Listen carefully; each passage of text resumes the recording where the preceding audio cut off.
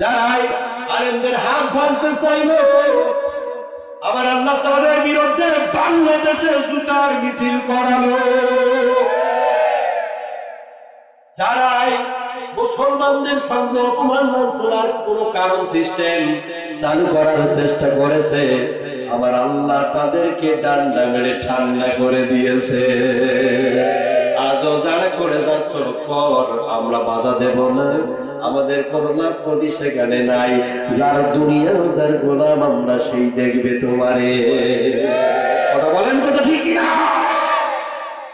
আমার বন্ধুগণ, ওবাই ইবনে সুলুল মাকে বলতেছে তাড়াতাড়ি বল না হলে কিন্তু খবর খারাপ আছে বাপ মোরকে। আব্দুল্লাহ ইবনে ওবাই ইবনে সুলুলের মা বলছে, ম্যাডাম 40টা 42টা বছর সংসার করলাম, কোন সন্তানের মুখ দেখলাম না। আমি রাতের বেলা ঘুমাতে যাই, টেনশনে ঘুম আসে না রে বেটা। এতগুলো সম্পদ তোর বাবা, বয়োবৃদ্ধ যখন হয়ে যাব আমরা, আমাদের দেখাশোনা করবে কে? আর আমরা যদি মরি আমাদের দাপন কাপড় করবে কে? এই চিন্তা টেনশনে সারা রাত করে আমার ঘুম হয় না রে বেটা। টেনশনে আর জ্বালায় আমি থাকতে পারি না।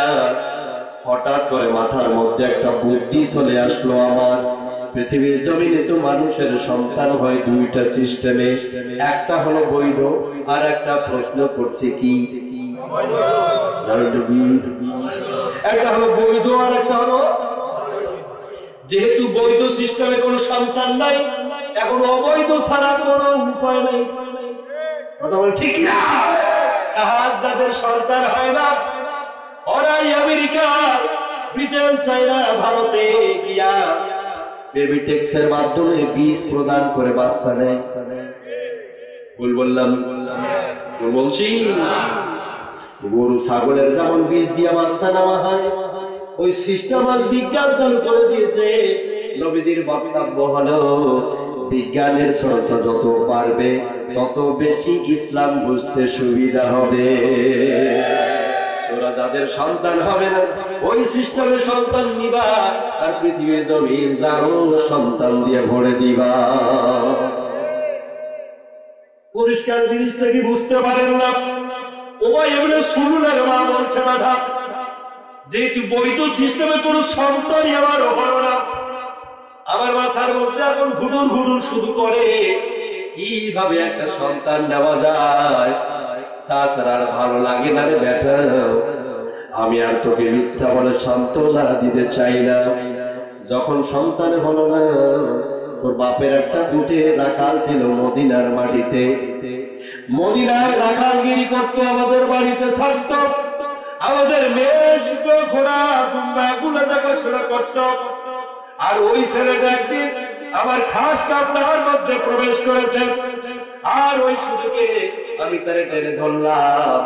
টেনে ধরার পরে হাবুডি বাবুডি ট্রেন ডিস্টার্ব, যা হওয়ার তা হয়ে গেল রে বেটা। আমি ওই লোকটার সঙ্গে আমার মিলন হয়ে গেল রে বেটা। ওর বীর্য আমার ভাবের মধ্যে চলে গেল। প্রায় 280 দিনের ব্যবধানে একটি সন্তান এই পৃথিবীর ভূখণ্ডে চলে আসলো। আব্দুল্লাহর বেটা মোহাম্মদ মিথ্যাবাদী নয়, সে বড় সত্যবাদী। আজ আমি মা হয়ে তোরে একটা টাটকা সার্টিফিকেট দিলাম, তুই একটা খাঁটি জারো। ঠিক না? আর যারা মুসলমান ঘরে জন্ম নাও, আমার কোরআনের ফিতরাতের উপরে জন্ম নাও, মুসলমান বাপের ওরসের দাবি করো, মুসলমান ভাইয়ের পেট থেকে বেরিয়েছ, অথচ ইসলামের বিরোধিতা করো, টাটকা জারো ছাড়া তুমি কিছুই না। আল্লাহর কোরআন পরিষ্কার করে দিল, এটা হলো টাটকা বা বৈধ। বলেন তো হাইব্রিডের বাংলা কি? জারজ। ব্রয়লার মুরগি চেনে, এটা কি? জারজ। ফলনে যেটা বড় হাইব্রিড ওটা কি? জারজ। কথা বলেন ঠিক কি না? আরো ধরে গান এগুলো কি ওয়াজ করতে হয়, তবেই তো পাবলিক বুঝতে পারে কি হয়ে গেল। কোরআনের তাফসীর করলে মানুষ বুঝতে পারে কি হয়েছে দুনিয়ায়। তাফসীর না পুরো ওয়াজ করলে তো হয় না ভাই।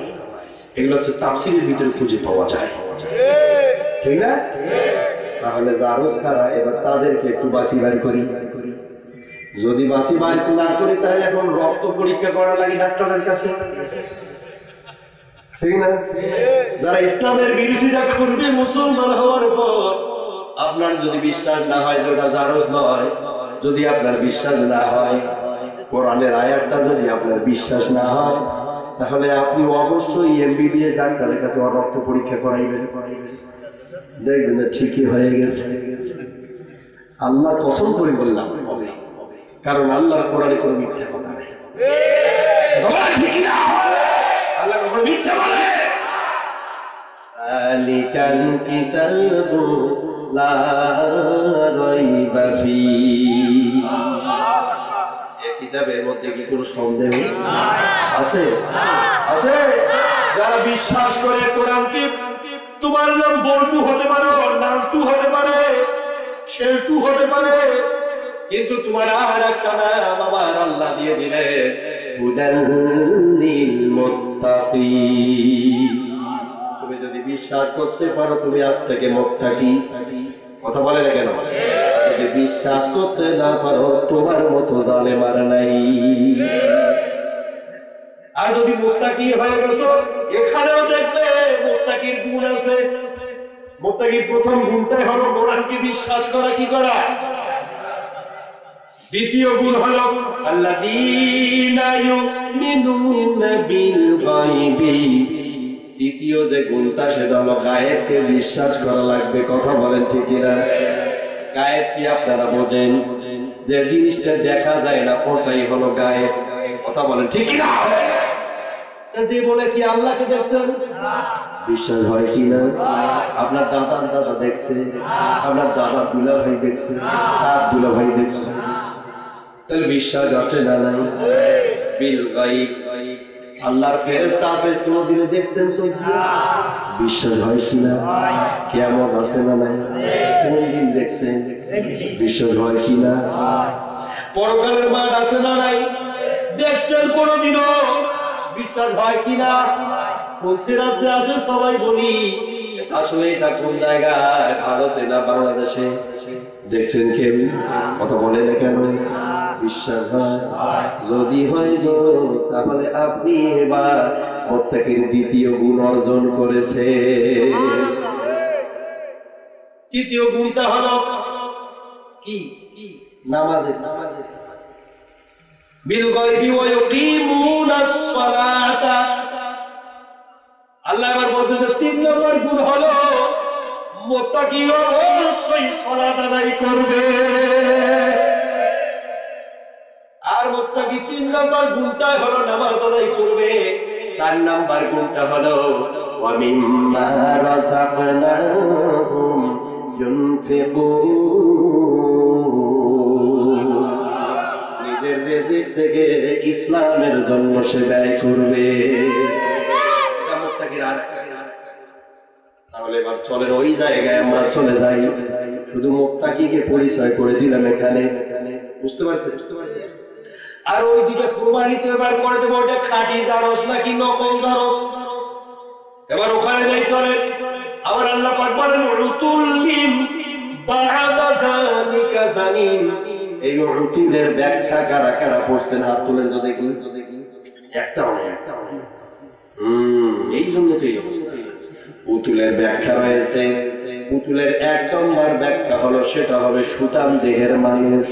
লোকটাকে দেখলে বোঝা যাবে অমায়িক লোক, ভদ্র লোক, একেবারে ভদ্র। ওর কাজগুলো দেখলে মনে হবে আবু জাহেল কেউ হার মানিয়েছে। টুপি থাকবে, পাঞ্জাবি থাকবে, সব কিছু থাকবে, কিন্তু আর কাজ দেখলে আবু জাহেল ওকে গুরু কবে। 2 নম্বর হলো লোকটা হবে লম্পট। 3 নম্বর হলো উতুলের ব্যাখ্যা, লোকটা হবে পাষাণ্ড। 4 নম্বর হলো লোকটা হবে সবচেয়ে বড় হিংসুক। 5 নম্বর হলো ওই লোকটার মধ্যে কোনো সততা থাকবে না। 6 নম্বর হলো ভালো আর মন্দ কখনো সে বিচার করবে না। 8 নম্বর হলো ওই লোকটা খারাপ রাস্তায় ভালো কাজে যাবে না। 9 নম্বর হলো ওই লোকটা সব সময় ঠিকই মুসলমানের দাবি করবে কিন্তু জাহেল হয়ে মরবে। এই 9টা খারাপ গুণ যাদের জীবনে পাওয়া যাবে রে, তাকেই বলা হয় উতুল। যাকে উতুল বলা হয়, যারা উতুলের গুণ অর্জন করবে, ওদের আরো একটা ডিগ্রি আমার আল্লাহ দিয়েছে জানি।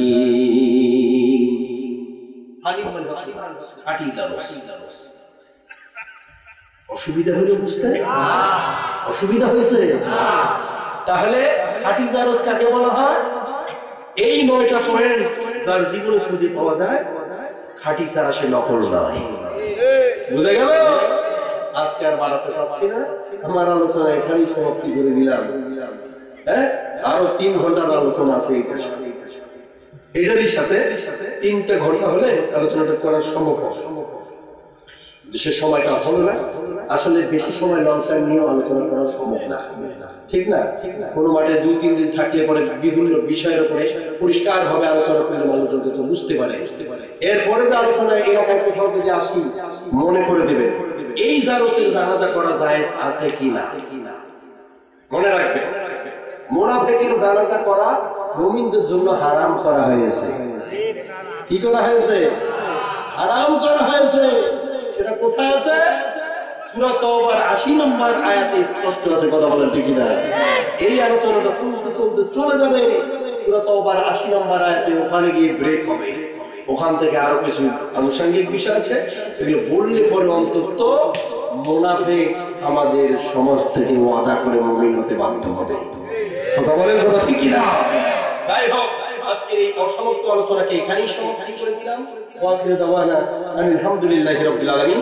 আসসালামু আলাইকুম ওয়া রাহমাতুল্লাহি ওয়া বারাকাতুহু। 3.5 ঘন্টা দিছি। কয় ঘন্টা? 3.5 দিছি। আমার এই আলোচনাকে বক্তা ও শ্রোতা উভয়কে আমল করার সুযোগ আমার আল্লাহ দান করুন। আমিন। আচ্ছা, আমাদের দোয়া করে দিতে বলছে। অবশ্যই আপনারা বসেন, যেভাবে মুনাজাত করে শান্তি পাবেন ঠিক অনুরূপভাবে আল্লাহুম্মা আমিন। আল্লাহুম্মা আমিন। রব্বানা যালামনা আনফুসানা ওয়া